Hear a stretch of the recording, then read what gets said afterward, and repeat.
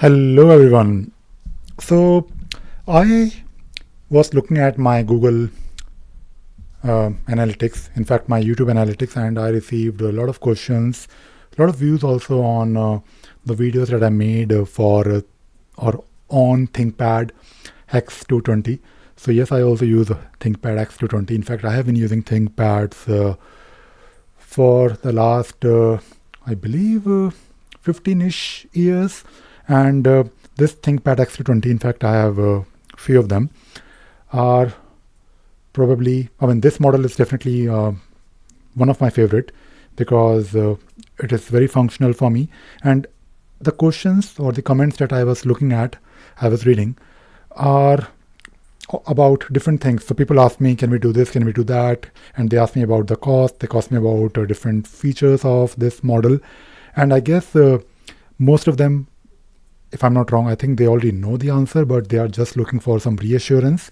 And ThinkPad X320 is definitely one laptop that you can still buy, or you can consider buying in 2022 because it will deliver. So what I did, I basically made some notes and I basically summarized my responses. So I will talk about these points.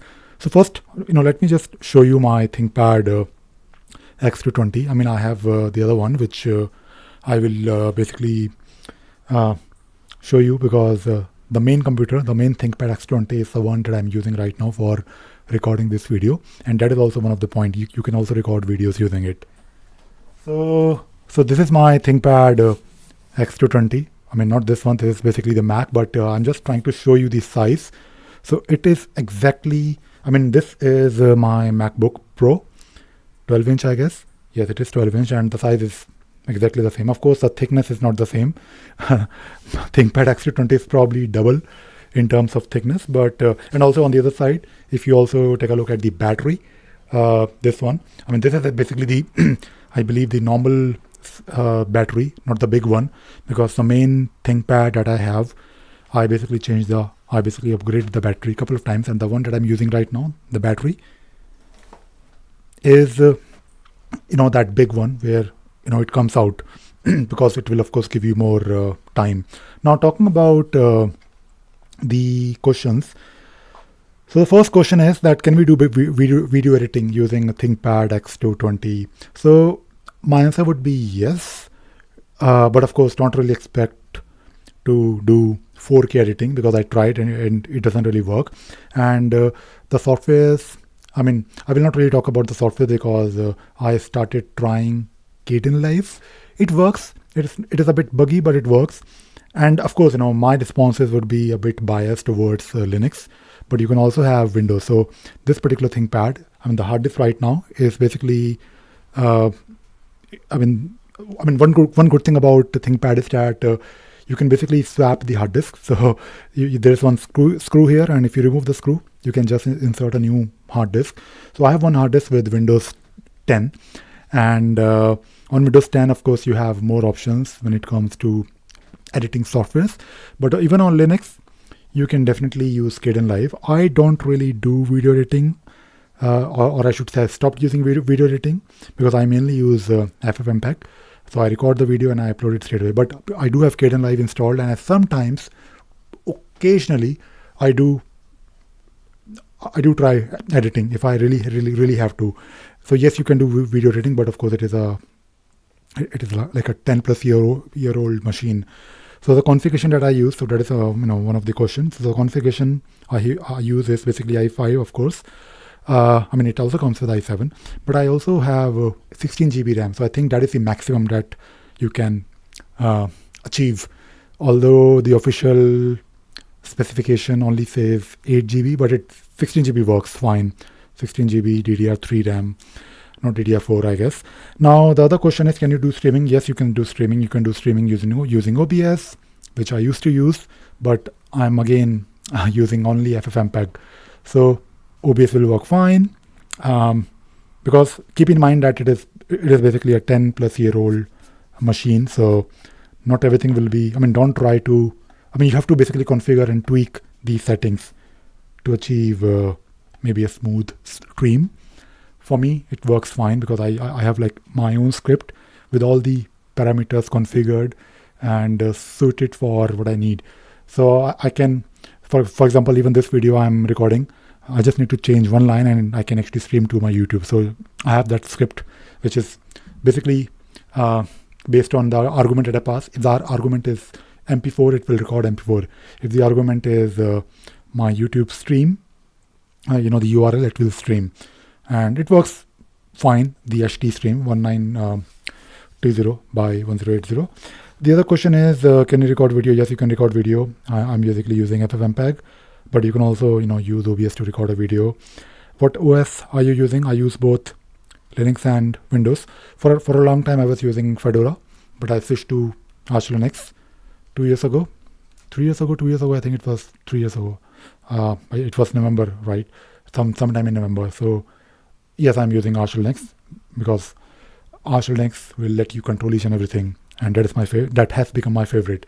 But I also use Windows because I have to, and my kid goes to school and they of course use Windows, and I don't really want to force my kid to use Linux, because I think if you're in school, you're using Windows, especially for younger kids, and if you come back home and you're on a different operating system, it might be a bit confusing. So for the time being, that is not really my focus, to teach my kid to work on Linux, but I'm sure eventually it will happen, hopefully. All right, so the next question is cost. So the cost of ThinkPad, because I have this one which I bought I think 2 years back.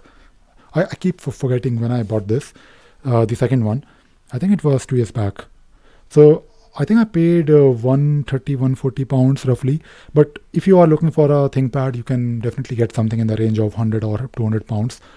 I don't really think it is worth paying more.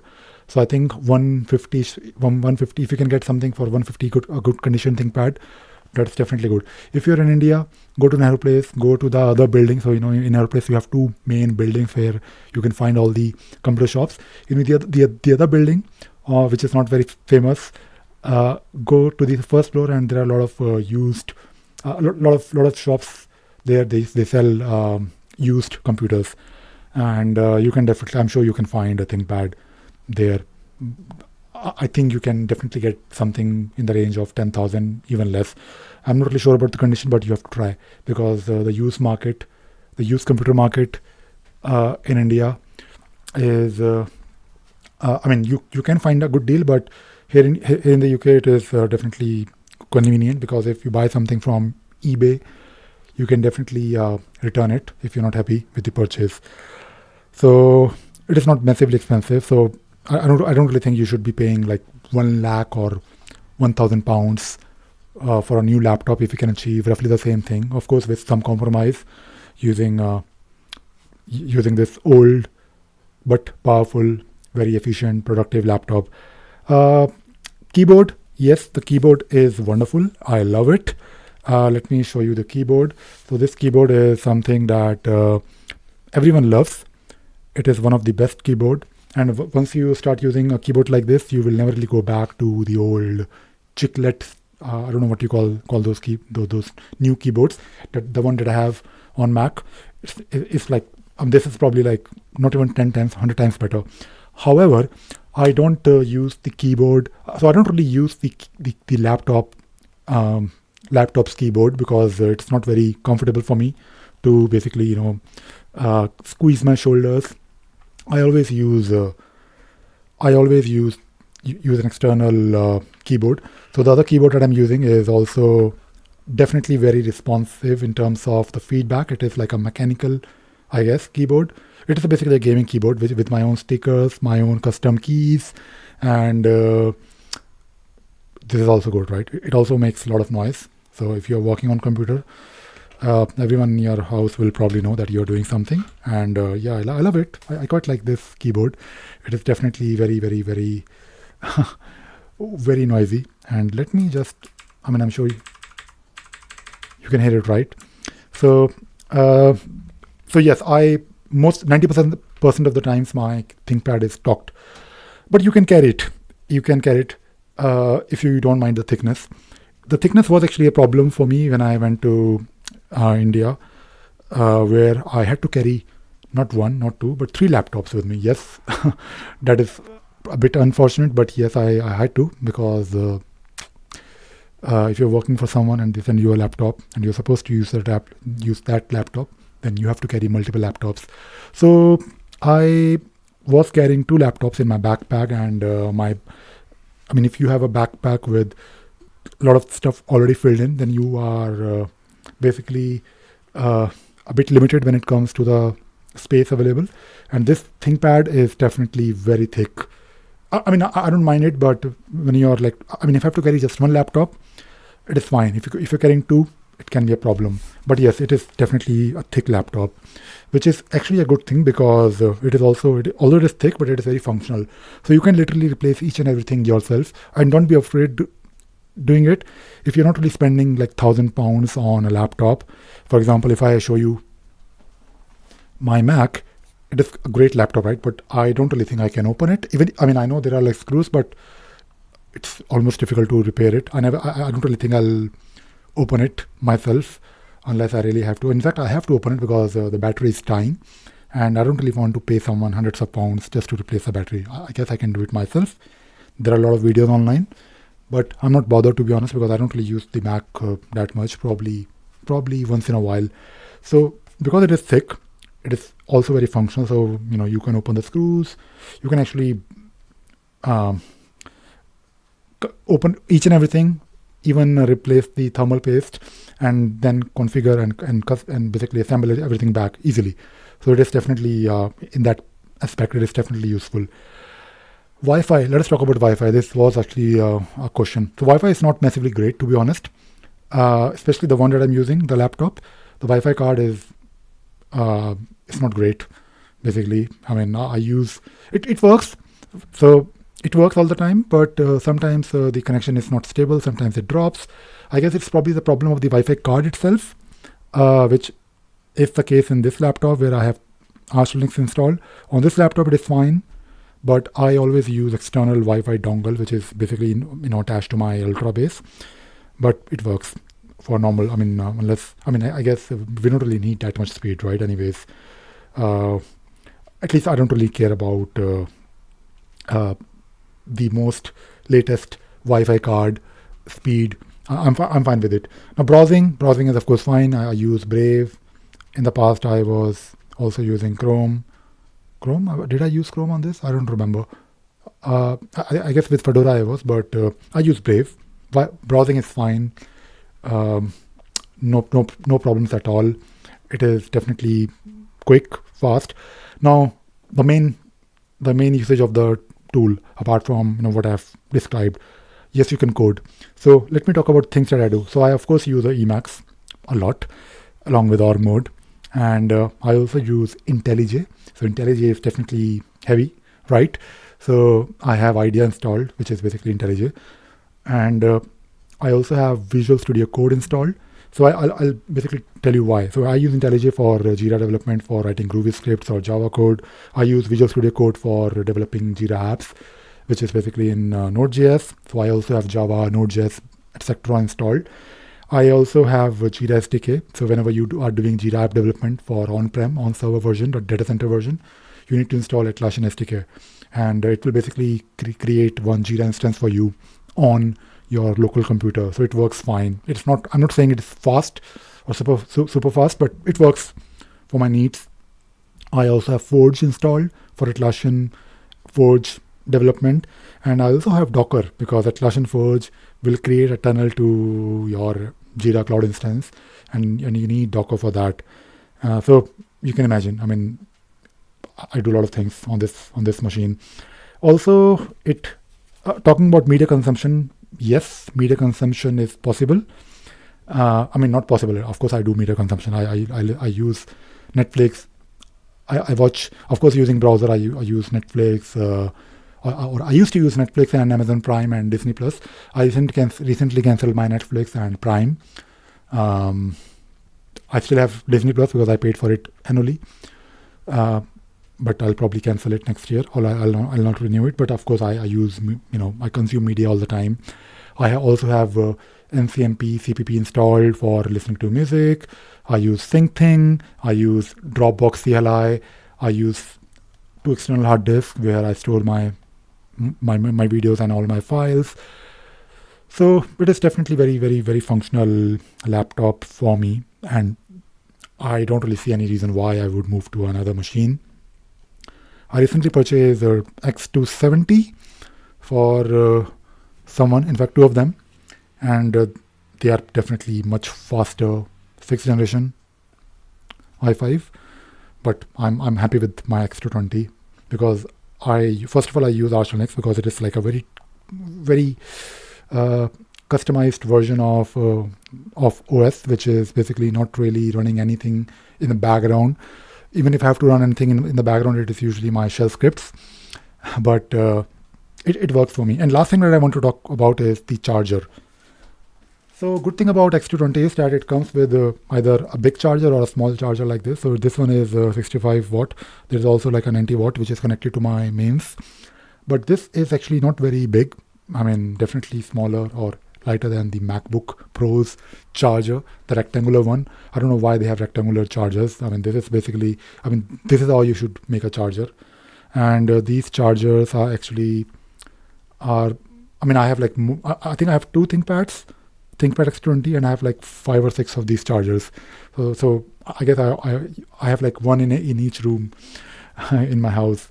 So charger is great, and there are so many things about the laptop. For example, on the left hand side, you have this basically this VGA, this DisplayPort, HDMI, and there is also this card which I never really used.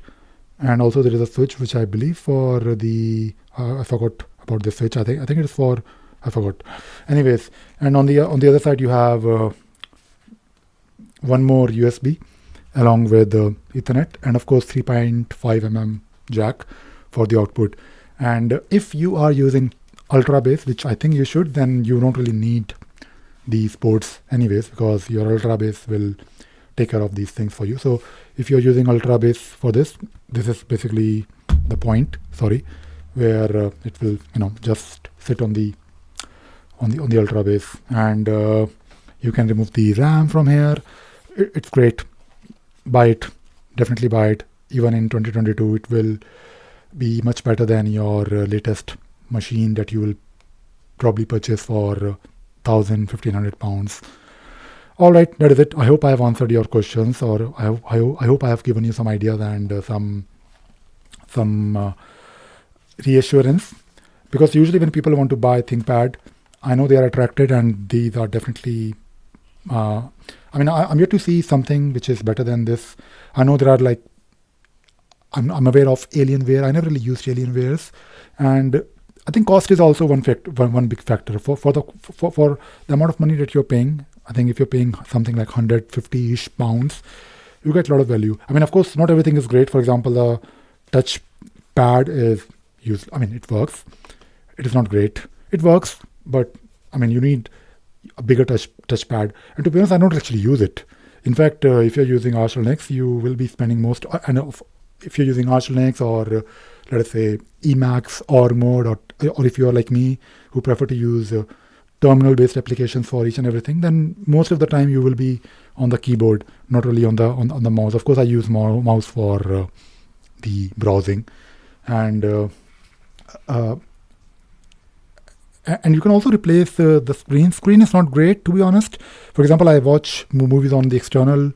So there is one, this monitor that is where you see myself. This is basically another screen. So this is, of course, a big screen, but you might want to watch a movie on this. Or if you feel like watching a movie on this, you'll be disappointed because this screen is not great. I've seen people selling IPS panel fitted ThinkPad X220, but I don't really care too much about it because I anyways watch movies on the big screen, external monitor, not this one. And there are plenty of buttons here that you will always appreciate on top, like for volume and for muting your audio, or if you're on a call. And you can also, if you're using Linux, like Arch Linux, you can map these buttons to doing something specific. So I made videos on like how you can have your own custom shortcuts running some scripts. For example, this video of mine that you see here is nothing but my webcam, which is basically using MPV. So I don't really use MPV directly, but I use a script that is mapped to my keyboard. So I can do things like zoom in or zoom out of this. So there is a script that is doing it, and it is great. And I can also increase the volume of my song which is playing in the background, because that is my outro. And this one, yeah, I'm sure you can hear it, right? So I mean, if you're using ThinkPad's own keyboard, I mean, it's not really, it's more about the OS than ThinkPad, but ThinkPad will give you some extra buttons that you can definitely use for doing these things, some dedicated things. So there is also this blue ThinkVantage button. All right, yeah, I think I've been talking about 20 minutes, long video, but hopefully I've given you some ideas and I have answered your questions and motivated you to buy ThinkPad x220 in 2022. All right, that is all I wanted to talk about today in this video. I hope you enjoyed watching this video and you learned something new. Thank you very much. Bye bye.